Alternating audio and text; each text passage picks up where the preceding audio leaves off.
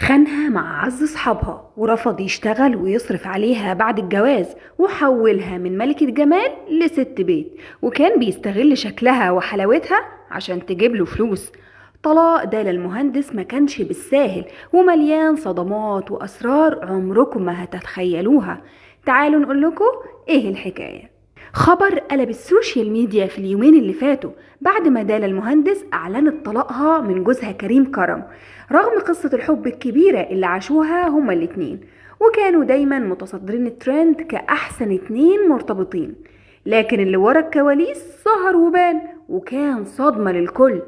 الموضوع بدأ من كام شهر لما الجمهور لاحظ انه دالا ما بقتش تنزل زي الأول صور ليها وفيديوهات مع كريم، حتى الصور القديمة مسحتها كلها وبطلت تجيب في سيرته. الناس بدأت تشك وتسألها هو انتوا اتطلقتوا؟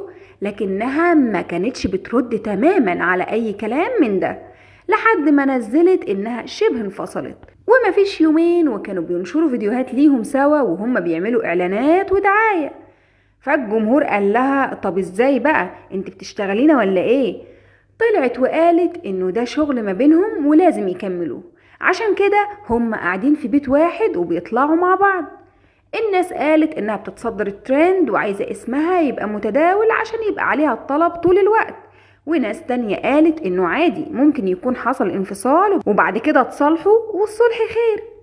لكن اسبوع واحد عدى وكانت دالا مسحت كل حاجة، حتى فيديوهات الشغل اللي ما بينهم، وطلعت اتكلمت وقالت انها تتطلق رسمي وعايزة الناس كلها تدعي لها. في الوقت ده انتشرت اخبار انه السبب في طلاق دالا وكريم انها راحت للمخرج خالد يوسف البيت وطلبت منه انها تمثل، بس هي عملت كده من غير ما ترجع لكريم ولا تقول له اي حاجة. ولما اتخانقوا مع بعض نزلت ستوري الانفصال الاولانية وقالت رب الخير لا يأتي الا بالخير. ولكن المفاجأة ان كل الكلام ده فنكوش، ودالا طلعت مظلومة.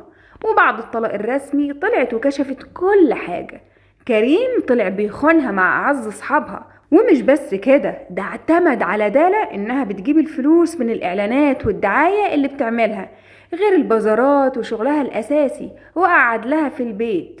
وفي ستوري تانية لمحت بيها إنه كريم الفترة الأخيرة ما كانش بيعملها كويس عشان غيران من نجاحها ومن حب الناس ليها.